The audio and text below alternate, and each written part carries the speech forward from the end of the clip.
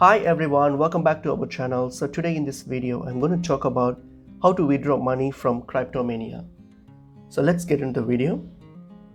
If you open up Cryptomania, the app, so once you've open up your app, and if you see like Cryptomania is actually a trading app. It's a demo trading app. So the funds that you have here in Cryptomania are not real funds. They are actually dummy funds. Since it's a dummy funds, then what you can do, you can't actually convert it to real money. Since you can't convert it to real money, so there is no straight option to actually withdraw the money to convert it to real money. So what you can do, the money you have here, you can only use it for trading purposes. Like you can start to deposit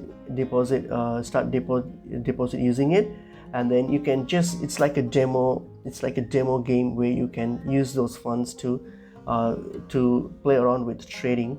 Since it's not real monies, then you don't really have the option to withdraw it to any bank account or any other options, as they are not real money. So that's something that you need to take note of. So I hope this information was helpful. I will see you in another video. Thank you.